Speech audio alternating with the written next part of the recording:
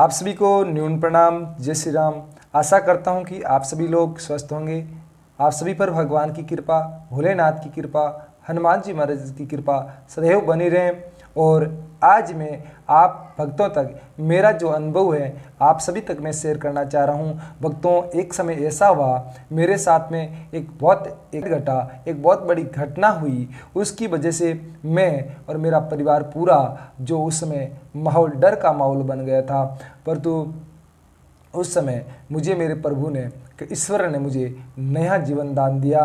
और उस समय इस प्रकार की परिस्थिति बन गई थी और आपकी वजह से, आपका प्यार, भक्तों का प्यार, आशीर्वाद सब की वजह से जो मुझे एक नया जीवन दान बना। और उस समय फिर धीरे धीरे ऐसी परिस्थिति हो गई कि वापस जो वो कुछ टाइम में ठीक होकर के वापस जो एक दूसरा रूप ले लिया, वापस और ज़्यादा प्रॉब्लम हो गई। और उसकी वजह से जो है मैं बिल्कुल टूट चुका था। मेरा ऐसा मुझे लगता था कि अभी मेरा कोई सहारा नहीं है। उस समय मैं हनुमान जी की शरण में गया, प्रभु की शरण में गया। और उसके बाद में जो है प्रभु की शरण में जाने के बाद में मुझे एक विश्वास मिला, आत्मविश्वास मिला। उस समय मैं कुछ नशा भी करना प्रारंभ कर दिया था और प्रभु की शरण में जाने के बाद में मैंने नशा भी छोड़ दिया। तो उसके बाद में मैं प्रभु के शरण में जाकर के एक ही चीज़ बोला, हे प्रभु, आज से मैं आपका, आप मेरे हो। उसके बाद में कुछ दिनों तक परेशानी तो बहुत ज़्यादा थी, परंतु मैंने हनुमान चालीसा का पाठ और मंदिर जाना नहीं छोड़ा। मेरा कितना भी इम्पोर्टेंट काम हो गया, मैं नित्य मंदिर गया। मैं अहमदाबाद में रहा, उस समय मैं नित्य मंदिर जाता था। चाहे मुझे कितना भी जल्दी अगर कार्य पर निकलना था तो मैं नित्य मंदिर जाकर के, पहले जल्दी मंदिर जाकर के फिर निकलता था। मैं रात को अगर मैं 1 बजे भी सोता था तो सुबह मैं जल्दी 4 बजे उठ के नहा धो करके मेरा पूजा पाठ कंप्लीट कर करके और जो है मंदिर जाता और उसके बाद में जो मैं कार्य के निकलता था। और इस प्रकार से पिछले 3-4 साल का जो दौर निकला, बहुत मुश्किल दौर था मेरे लिए और मेरे बच्चों के लिए, मेरे परिवार के लिए। और आज भी अभी उस प्रकार की परिस्थिति तो नहीं है, जो प्रॉब्लम थी वो नहीं है, पर तो आर्थिक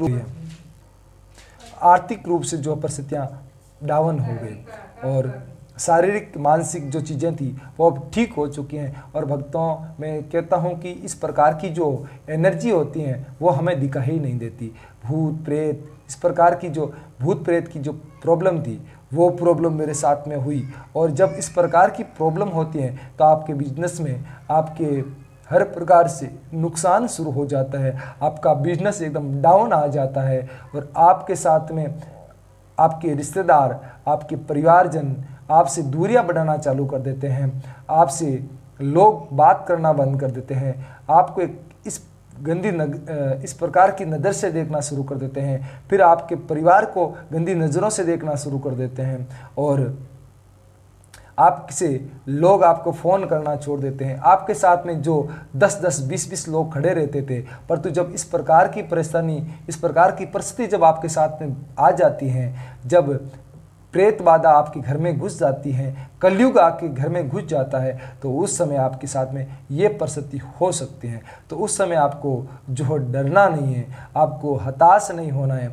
आपको प्रभु की शरण में जाना है। प्रभु की शरण में सिर्फ प्रभु ही उस समय आपकी मदद कर सकते हैं। परमात्मा आपकी मदद कर सकते हैं। परमात्मा किसी रूप में आकर के आपकी मदद करेंगे। आपकी आर्थिक मदद भी कर सकते हैं। परमात्मा आपकी हर मदद करेंगे। आप उस समय प्रभु की शरण में ही जाइए, प्रभु के साथ में जाकर गिड़ाइए, आप उनके शरण में जाकर के बैठ जाइए। आप चाहे कितने दिन मंदिर में रुकना पड़े आप मंदिर में भी रुकिए, आपको कितने दिन आश्रम में रुकना पड़े आश्रम में रुकिए, परंतु हाँ, साथ साथ में अपने जो परिवार में, आपके परिवार में जो आपके साथ में रहते हैं, आपके साथ खड़े हैं, उनसे थोड़ा सा कांटेक्ट में रहना, उनसे कांटेक्ट दूरियां मत बढ़ाना। क्योंकि जब आपके बच्चे हैं आपके साथ में हैं, आपके पीछे पत्नी है, आपके बच्चे हैं, तो उनसे कांटेक्ट आप बनाए रखना। आपके मम्मी पापा अगर आपके साथ में, उनसे कांटेक्ट बनाए रखना ताकि उनको भी हौसला रहे। और अपने जो हर प्रकार की चीज़ों को मेंटेन करके रखना ताकि लोग आपके परिवार को जो है कहीं नुकसान नहीं पहुंचे। उस समय मैं कहता हूं बंधुओं, सत्य कहता हूं, उस समय लोग है ना आपको नोच नोच खाना चाहते हैं। उस समय आपको आपके परिवार के ऊपर बहुत ज़्यादा हावी होना चाहते हैं कि अभी हमें मौका मिला है, अभी हम इसका पूरा फ़ायदा उठाते हैं।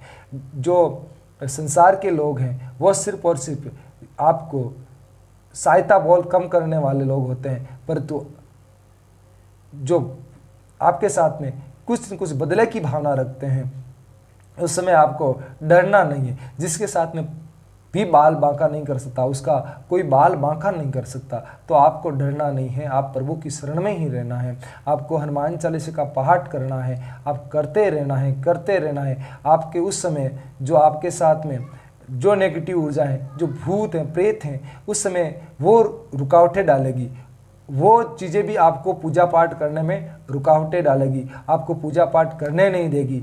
और आपको हो सकता है आप थोड़ा सा भक्ति भाव में ज़्यादा पूजा पाठ करें, हनुमान चालीसा का 100 बार पाठ किया है, तो आपको संकेत भी मिलना, आपको आवाज़ें आप तक पहुंचनी शुरू हो जाएगी और वो बोलेंगे हनुमान जी की भक्ति छोड़ दे, पूजा पाठ छोड़ दे, नहीं तो मैं तुझे ये कर दूंगा, वो कर दूंगा। आपको इस प्रकार का भी आपके साथ में हो सकता है, परंतु आपको उसमें पूजा पाठ नहीं छोड़ना है, आपको हनुमान चालीसा का पाठ नहीं छोड़ना है, आपको सुंदरकांड का पाठ नहीं छोड़ना है। आप जब प्रभु की शरण में जाते हैं तो प्रभु आपको कहीं न कहीं ऐसा संकेत देते रहते हैं कि आज मैं रामचरितमानस का पाठ कर लेता हूँ, आज रामचरितमानस की मैं बुक्स खरीद लेता हूँ, आज मैं भागवत गीता की बुक्स खरीद लेता हूँ, आज मैं भागवत गीता का पाठ कर लेता हूँ, आज मैं जो है गायत्री मंत्र का पाठ कर लेता हूँ, आज मैं हनुमत अष्टक का पाठ कर लेता हूँ, आज हनुमत बाहु का पाठ कर लेता हूँ, आज मैं जो है गुरु मंत्र की 5 माला कर लेता हूँ, आज मैं ओम हनुमताय नमः की 5 माला कर लेता हूँ, आज मैं जो कॉमन सो काज कठिन जग माई जो नहीं हुई तात तु पाई, इस मंत्र की 5 माला कर लेता हूँ। तो आपके मन में दिल से आवाज़ इस प्रकार से आती रहेगी, तो आप उस समय समझ लेना कि परमात्मा आपके साथ में है, परमात्मा ये संकेत दे रहे हैं कि आप ये करो, तो आपकी जो है आपकी हर परिस्थिति ठीक हो जाएगी। तो बंधुओं, उससे लेकर के आज तक मैंने अनेकों बुक्सें खरीदी, अनेकों मैंने जो ग्रंथ की बुक्सें खरीदी और मेरे साथ में ये सब हुआ। और ये चीज़ें मैं बता रहा हूँ, ये सब चीज़ें मेरे साथ में घटित हुई और मैंने उसमें हिम्मत नहीं हारी, मेरा हौसला नहीं हारा, मैं उसमें हताश नहीं हुआ। और बंधुओं, मैं यही कहता हूँ, मैं इस परिस्थिति में, उस परिस्थिति में कुछ दिन तो बहुत रोया, परंतु फिर दुख के अंदर इंसान हंसना तो दूर की बात, रोना भी भूल जाता है बंधुओं। और उसके बाद में आज तक मेरे आंखों में आंसू नहीं आए, और आंसू तब आए हैं जब किसी व्यक्ति को मैं इस प्रकार की परिस्थिति में देखता हूँ, इस प्रकार के संकट में देखता हूँ, उस समय मेरे आंखों में आंसू आते हैं बंधुओं। और मैं कहीं न कहीं ये सोचता हूँ कि मैं इसकी मदद करूँ, मैं इसकी सहायता करूँ। हे प्रभु, मुझे इतना जो योग्यवान बना देना ताकि मैं ऐसे लोगों की सहायता कर सकता हूँ, ऐसे भक्तों की सहायता कर सकता हूँ, मैं मेरे प्रभु के सेवकों की सहायता कर सकता हूँ। तो बंधुओं, आपसे भी हाथ जोड़ से निवेदन है कि आप भी मेरे इस यूट्यूब चैनल को आगे से आगे शेयर करें, अपने भक्तों तक शेयर करें, जिनकी ज़रूरत है उन तक शेयर करें, ताकि उनको भी ये कहीं ना कहीं हौसला मिले और वो भी इस वीडियो के माध्यम से उनका हौसला बढ़े और वो भी जो है इस संकट से, इस परेशानी से बाहर निकल सकें। तो ये चीज़ आपको अवश्य करनी है और हो सकता है अगर आप जैसा कार्य कर सकते हैं तो कार्य कर सकते हैं। अब बंधुओं, अभी जब मैं घर से बाहर निकलता हूँ, पहले मैं घर के अंदर एक हफ्ते से ज़्यादा नहीं मैं मेरे घर के अंदर एक हफ्ते से ज़्यादा नहीं रुक पाता था, 10 दिन से ज़्यादा नहीं रुक पाता था। और अगर मैं कभी संकल्प लेकर हनुमान चालीसा का पाठ, जैसे मैंने 21 दिन का संकल्प ले लिया और मुझे 21 दिन तक हनुमान चालीसा का पाठ घर में रह के ही करना है, तो सच बता रहा हूँ, मैं 21 दिन इतना मुश्किल से निकालता था घर पर, वो मैं जानता हूँ बंधुओं। उस समय मेरी जो हालत खस्ता हो जाती थी, और इतना अगर उस समय मैं अगर घर के अंदर हूँ, पूजा पाठ की जगह बैठा हूँ तो ठीक है, अगर थोड़ा सा बाहर जाके आता हूँ तो मेरे मन डाइवर्ट कर देता, मेरा विचार ये लगता था मैं अभी घर से भाग जाऊँ। और अभी भी कभी कभार यही परिस्थिति मेरे साथ में हो रही है। ठीक है, अगर घर से बाहर निकलता हूँ तो थोड़ा सा जो माइंड मेरा चेंज हो जाता है, और जब मैं घर के अंदर या ऐसे पॉजिटिव एरिया के अंदर रहता हूँ तो मेरा विचार, मेरा माइंड थोड़ा और अलग चलता है। तो बंधुओं, इस प्रकार का भी हो सकता है, ये सबके साथ में हो सकता है। ठीक है, कुछ चीज़ जो भगवान का भक्त होते हैं ना बंधुओं, उसको ये जो नेगेटिव ऊर्जा है उस वासना के अंदर उनका विचार पैदा कर देती है। ठीक है, कहीं न कहीं भक्तों को भी नुकसान पहुंचाते हैं। ऐसी बात नहीं कि भक्त हैं, भगवान जी की पूजा पाठ करते हैं या भगवान की माला करते हैं, उनको ये कुछ ऐसा नहीं कर, उनको भी कर सकती हैं। उनके साथ में ऐसा विचार पैदा करती हैं, उनको वासना का भाव पैदा कर देती हैं। जो साधु संत होते हैं उनका भी वासना का भाव पैदा कर देती हैं। कितने भी बड़े बड़े संत हैं उनका भी वासना का भाव पैदा कर देती हैं, ठीक है। परंतु उस समय जो है अगर समझ रहा है इन चीज़ों को कि मेरे वासना का भाव पैदा क्यों हो रहा है, जब बाहर निकलते हैं तो वासना का भाव पैदा होता है, और मंदिर कहीं ऐसे स्थान पर बैठे हैं उसमें वासना का भाव पैदा नहीं होता है, ठीक है। तो उस समय जो हमें समझने की ज़रूरत है।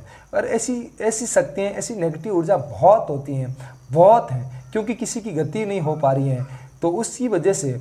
और आजकल क्या करते हैं, गति कराने का हमें किसी को पता ही नहीं है, साधन ही हमें पता नहीं गति कैसे कराएं किसी की, और ज़रूरत ही नहीं पड़ती। किसी को ज़्यादा तकलीफ नहीं होती, ज़रूरत नहीं पड़ती। जिस घर में ज़्यादा तकलीफ होती है तो उसको ज़रूरत पड़ती है। और बंदो उसके बाद में मेरा परिवार बिखर गया था, एक एक सदस्य अलग हो गया था, और उसका जो फ़ायदा है लोग उठाते हैं, उसका फ़ायदा अगर आपका आपके जैसे मेरे दादाजी है, मेरे दादाजी के जैसे दो बेटे हैं, ठीक है, और दोनों के बीच में अनबन हो गई तो तीसरा फ़ायदा उठाएगा कौन उठाएगा? दादाजी के भाई के परिवार के लोग फ़ायदा उठा लेंगे, अगर उसके बीच में आपके नहीं बनती है तो।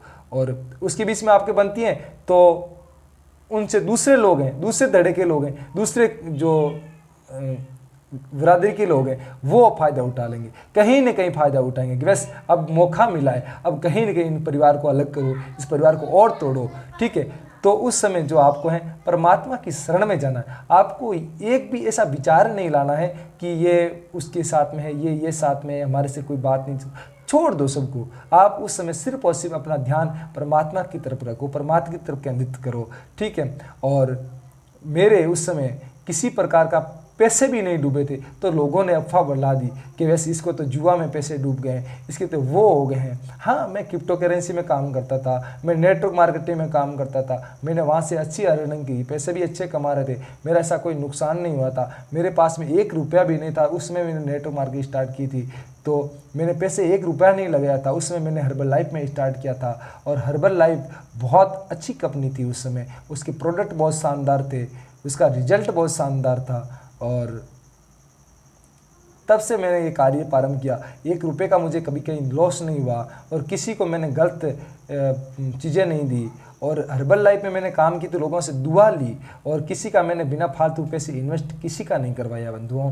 अगर 100 रुपये का भी नुकसान हो गया तो चलता है, पर तो किसी का मैं इन्वेस्ट मैंने लोगों को नहीं करवा के किसी का लॉस नहीं किया, किसी का नुकसान नहीं करवाया, किसी का दिल नहीं दुखाया, ठीक है। इसकी वजह से जो मैं आज में हूँ, स्वस्थ हूँ, भगवान की कृपा से, आपकी प्यार से, आपके आशीर्वाद से सब कुछ अच्छा है। तो बंधुओं, मैं ऐसे लोगों की मदद करना चाहता हूँ, और उस मदद के लिए मैं आप सभी से मदद मांगना चाहता हूँ कि आप इस वीडियो को आगे से शेयर करना और उन भक्तों तक पहुँचाना, ताकि उसको जो हौसला मिले। और मैं भी जो है आर्थिक रूप से टूट चुका था, तो मुझे भी आर्थिक मदद मिल सके, और मैं भी जो भी आर्थिक रूप से मेरे पास में जो भी इनकम होगी, उससे मैं मेरा परिवार का और मैं साधु संतों की और ऐसे लोगों की जो सेवा कर सकूं। बंधुओं, मेरा मकसद है मानव सेवा, गौ सेवा करने का, और आपका आशीर्वाद, आपका प्यार अगर साथ में रहेगा तो अवश्य एक दिन हम बहुत बड़ा कार्य करेंगे, जरूर करेंगे। परमात्मा हमारे साथ में है और हम अवश्य करेंगे। आप सभी को पुनः प्रणाम। जय श्री राम।